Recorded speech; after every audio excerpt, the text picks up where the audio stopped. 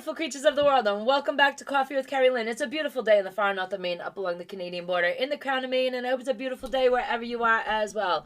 Ladies and gentlemen, beautiful creatures of the world, today we're going to talk about the shenanigans going on in Oregon. Oregon.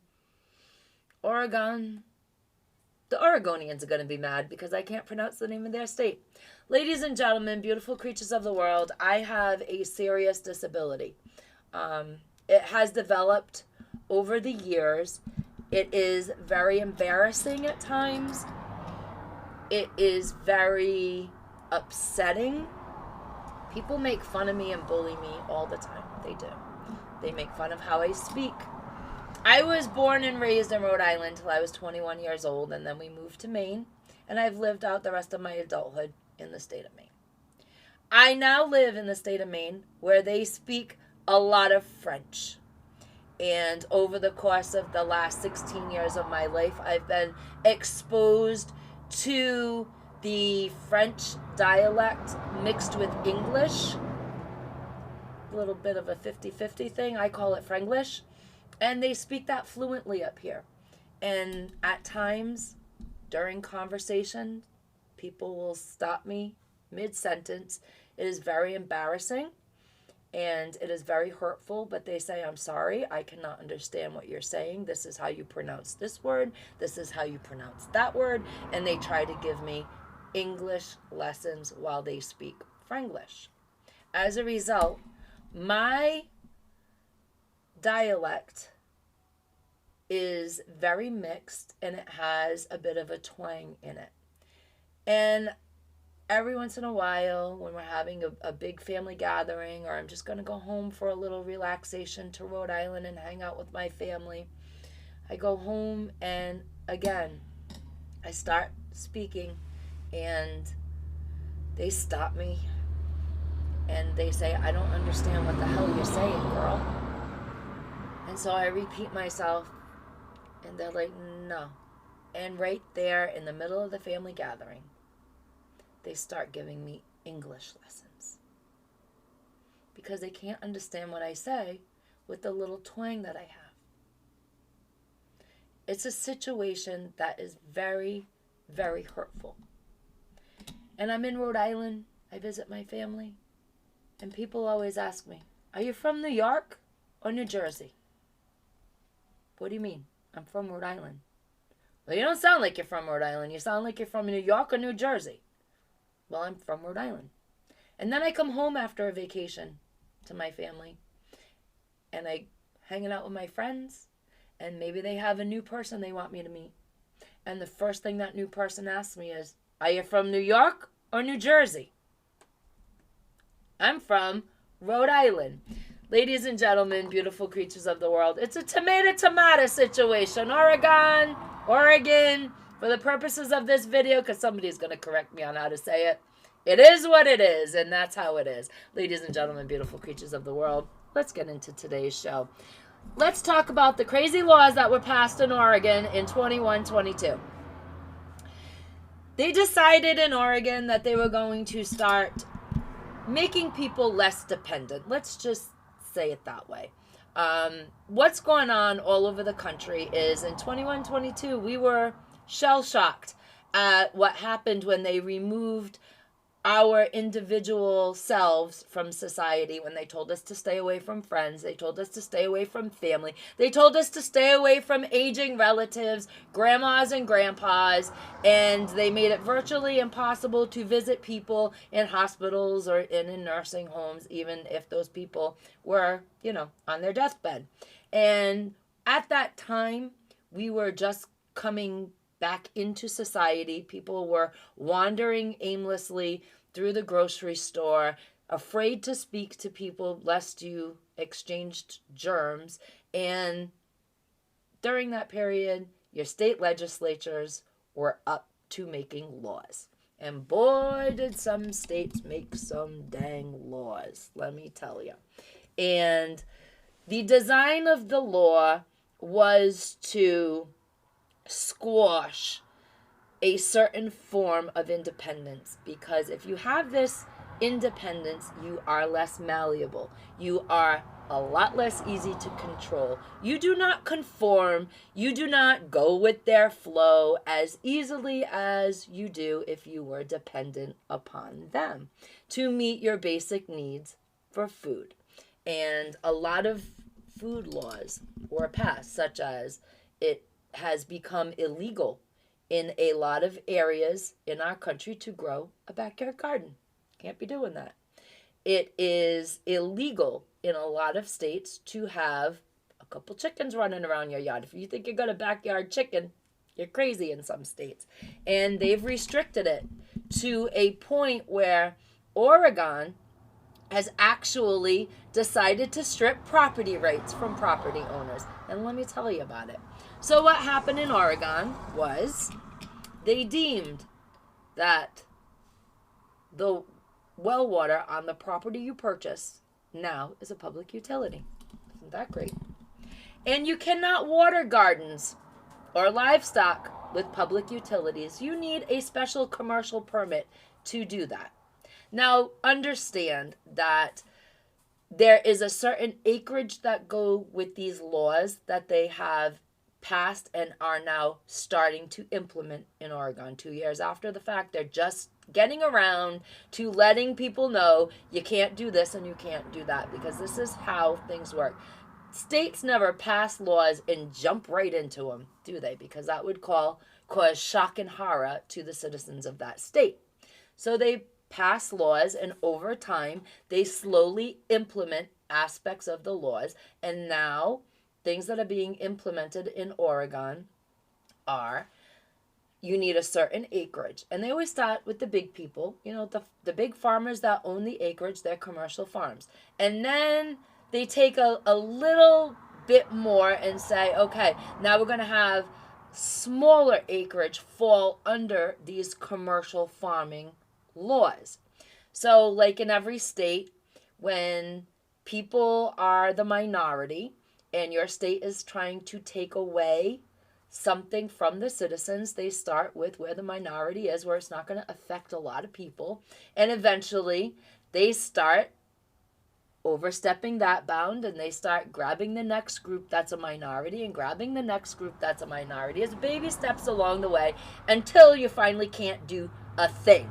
And that happens in all states. It happens all the time. And minorities just are laughed at. I mean, we have the smoking laws that people were fighting. It started with the vape shops. You couldn't buy and sell flavored vapes in the state of Maine. And then you couldn't have them imported into the state of Maine. And all the smokers, they laughed at the vapors. And the vapors said, hey, they're going to come for your menthol cigarettes next. And they're going to come for your cherry tobacco in your pipe. And lo and behold, it's happening now. And while all the people who smoke cigarettes were laughing at the vapors told them, they come after us because we're so few and far between, and now they're coming after you. And that's kind of what Oregon did. They started with the big commercial farms. Now you need to own less acreage, and you're falling under commercial farming laws. So if you own your property and you own your well, and now in Oregon, that's a public utility, you can't water your garden with your public utilities, and you can't water your livestock. You need a commercial permit to use your well for that, although you can bathe and drink off of your well without any problems. You can use, in Oregon, your rainwater to water your garden and water your livestock.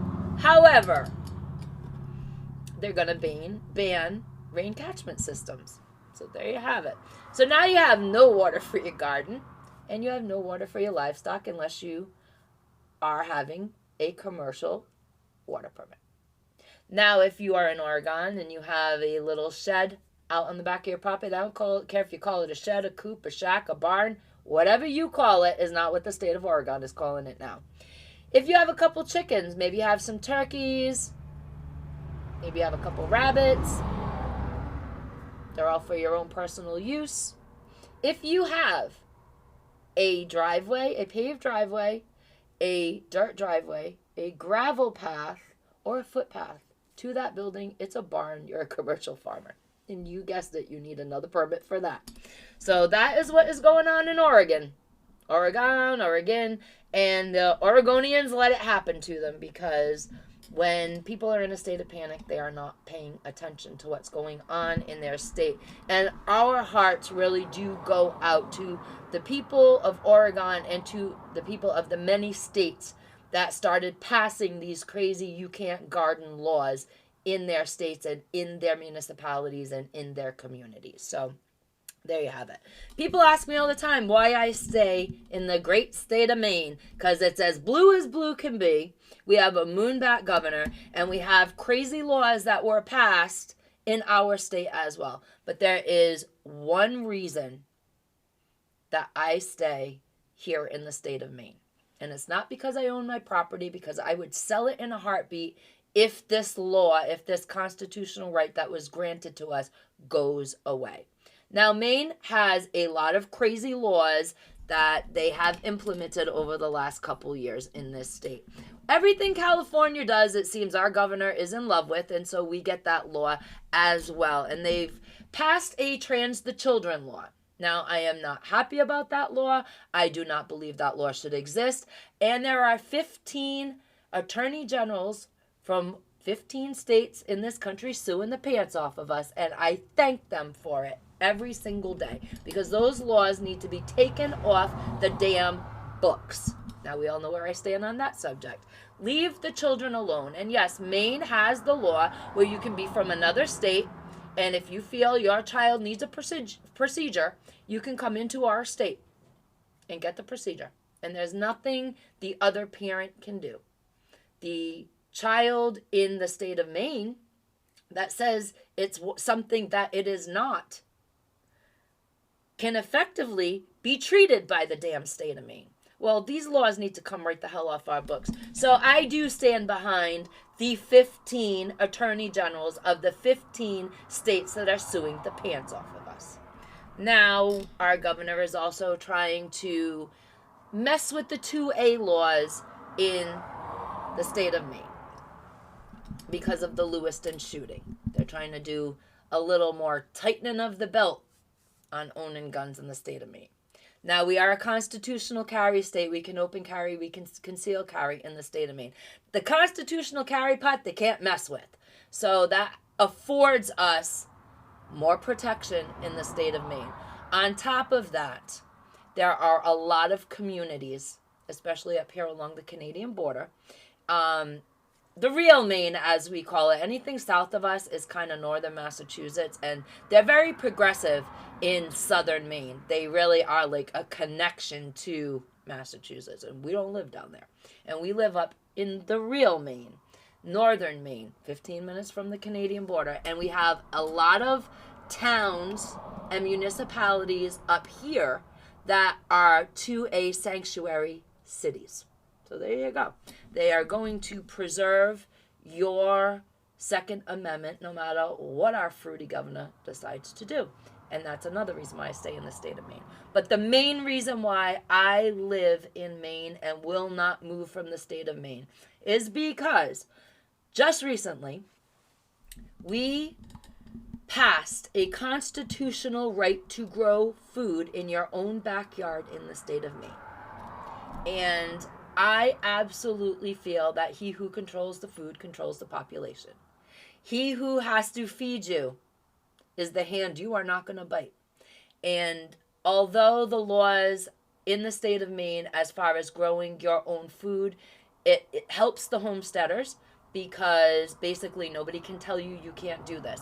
You have the right in the state of Maine to grow food to meet your family's individual nutritional needs, be it a vegetable garden or a livestock. That's the long and short of it. What I can do is grow my food on my property without inhibition, without consequence from anybody else.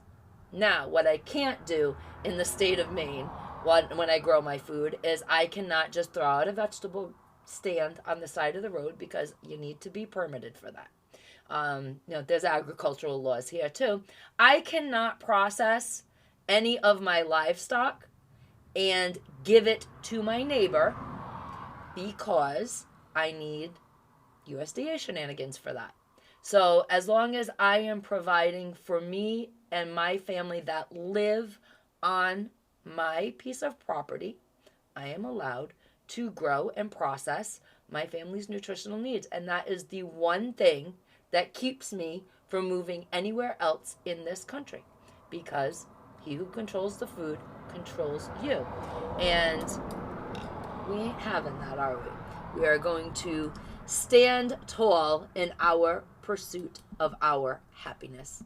And you have to be in Maine to do that. We are the first state to do it. I think there's a second state that is trying to do that now. But we had, like I said, in 21, 22, a lot of states went through and just ripped the dream of homesteading, ripped the dream of growing your own food for organic reasons, for nutritional reasons, for your family. And they just ripped the rug right out from under their citizens. And we're not doing here in the state of Maine. We do a lot of crazy other things in the state of Maine, a lot of serious things in the state of Maine. And the fact that I can stay nourished and not suffer malnourishment allows me to push back against some of the fruity things that we do in Maine. We have a very small community in Maine, here in the state of Maine. A lot of the communities are very small. Your kids go to school with the people that sit on city council, so you see them often out and about in public. We're not such big cities up here in the north where you never see people that sit on city council, and you can give them a piece of your mind in public if you have to. Our state representative lives about 8 houses down from me, so you bet your bottom dollar, ladies and gentlemen, when things go on in Augusta that I'm not happy about, it is very vocalized.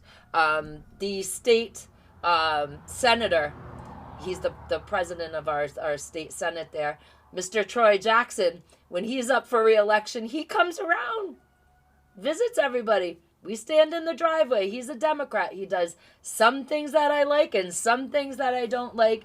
And I let Troy Jackson know what I've approved of and what I haven't approved of that he's done while holding office during his term. And he is a small business owner as well as my state rep a few doors away from me. They're small business owners. They're in the community, and they're accessible. And you can let them know, what you feel is right or you feel is wrong, what you think they've done correctly, what you think they've done as in a misguided effort for the citizens of the state. But you have a voice, and we see the people that run our state in our communities all the time. Now, we don't see Senator Collins anywhere. She was born here, grew up here, but we don't see her here because she lives in Bangor now. She doesn't want to hear the shenanigans from the people up here in Caribou. She don't want to hear anything from us at all, except, anything that's good. But if it's bad, she don't get back to you either.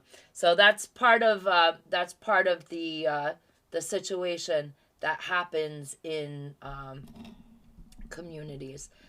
It's not on the federal level, ladies and gentlemen, beautiful creatures of the world. That's not where the change is affected. The change is affected, and the change that most affects you is in your municipalities, who is sitting on your city councils and on your town councils and on your school boards, and who is sitting in your state legislative offices.